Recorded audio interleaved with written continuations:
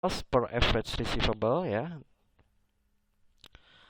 Biaya tambahan investasi ini adalah cost of marginal investment. Jadi biaya tambahan investasi ini adalah sifatnya biaya yang terjadi ketika siklus kas kita tidak berada di dalam kas, artinya di luar kas ya, yaitu berada dalam piutang. Nah, cost of bad debt ini adalah biaya piutang yang sifatnya ragu-ragu. Jadi kita masih mengatakan ragu-ragu, belum dikatakan tidak tertagih karena diharapkan bahwa si kreditur tersebut nanti kemudian hari akan melakukan pembayaran. Kita kalikan dengan penjualan. Berikutnya cost of cash discount, yaitu presentase dari cash discount kita kalikan penjualan di dalam periode tersebut. Nah, ini adalah biaya dari cash discount ya. Nah, berapa persen nanti impact-nya terhadap profitabilitas kita. Baik, kita lanjut ke berikutnya. Ini contoh soalnya ya, yaitu perusahaan Karunia dalam tahun 2014. Mereka sudah menjual hasil produksi sebanyak 10.000 unit. Di tahun yang akan datang, tahun 2015, diusulkan agar periode kredit dirubah. Sehingga diharapkan penjualan akan naik sebesar 20%. Data lain yang diketahui adalah fixed cost-nya yaitu 120.000. Variable cost per unitnya adalah 16 dan harga jual per unitnya adalah 40. Jika seandainya biaya dan harga jual per unit tidak berubah, maka berapakah average cost di tahun 2014 dan 2015? Serta kontribusi kenaikan penjualan terhadap profit dari kebijakan yang diusulkan tersebut. Baik, kita lihat caranya. Yang pertama kita harus melihat average cost-nya.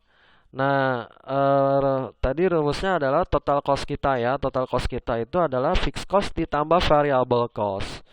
Fixed cost ini adalah biaya-biaya yang sifatnya tetap. Ya, seperti contoh misalkan biaya sewa gedung ya yang sifatnya tetap, atau biaya-biaya apapun yang sifatnya memang anggarannya tetap. Nah, kalau variable cost ini yang berubah-ubah ya, seperti biaya gaji dan biaya kebutuhan bahan baku dan sebagainya itu selalu berubah-ubah. Nah, itu. Nah, jadi kita harus mendapatkan total cost-nya terlebih dahulu. Nah,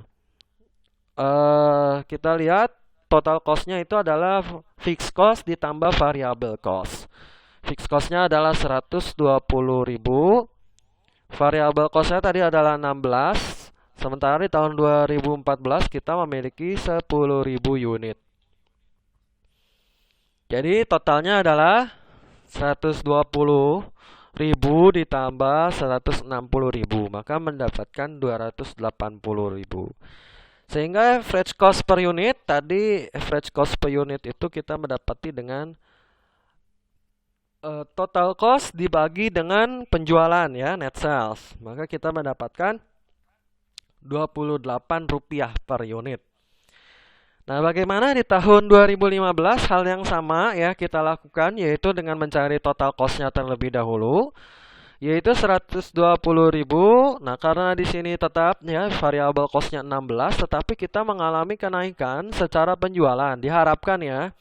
Jadi si perusahaan Karunia ini akan menerapkan penambahan periode kredit. Nah, periode kreditnya belum diungkapkan. Nanti di soal bawahnya baru ada berapa persen atau berapa lama penambahan periode kreditnya. Nah, di sini kita baru mengusulkan periode kredit kita mau dirubah dengan harapan kita menaikkan penjualan kita sebesar 20%. Jadi kita harapkan di tahun 2015 itu akan bertambah 20%. Artinya dari penjualan yang sebanyak 10.000 itu nanti akan bertambah sebesar 20% menjadi 120.000.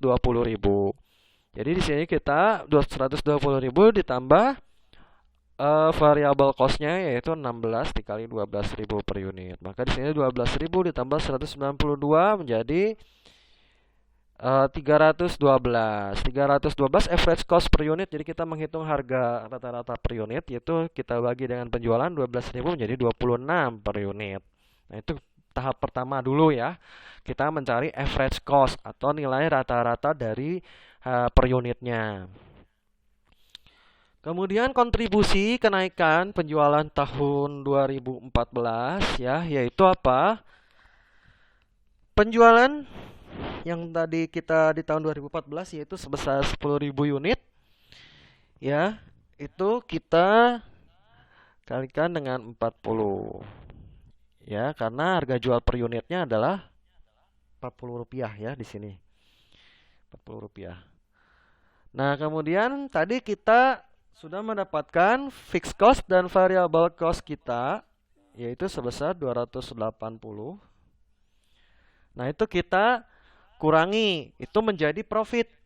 Jadi kan untuk mencari profit itu adalah penjualan dikurangin cost kan. Costnya di sini ada dua, fixed cost dan variable cost. Atau dalam rumus lain kita bisa gunakan net sales dikurangi dengan total cost ya. Itu mencari profit kita. Itu 120.000 di tahun 2014. Sementara di tahun 2015 profit kita gunakan metode yang sama, net sales dikurangi total cost yaitu 168.000. Itu profit kita di tahun 2015.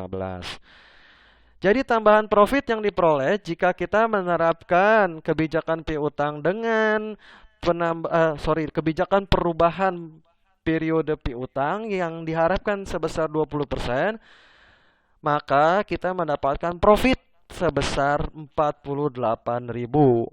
Yaitu 48.000 ini apa? 48.000 ini sebesar 40% dari profit yang diterima di tahun 2014. Jadi ini adalah profit di tahun 2015, ini adalah profit di tahun 2014. Kita masih punya surplus 48.000. Maka kenaikan profitnya adalah sebesar 40%, yaitu 48 per 120 ya, jadi sekitar 40% di tahun dari profit yang kita terima di tahun 2014. Seperti itu.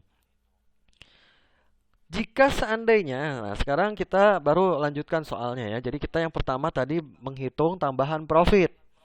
Ini adalah tambahan profit belum kita kurangi dengan cost-cost yang ada atau biaya-biaya yang ada. Kita mau hitung nanti berapa bersihnya.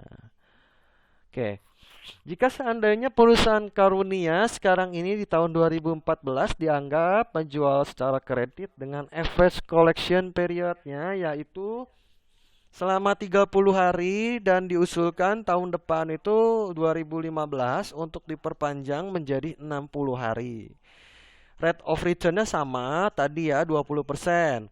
Maka hitunglah average investment dan cost of marginal investment. Nah, jadi sekarang kita baru mengetahui dari 30 hari tahun depan diperpanjang menjadi 60 hari.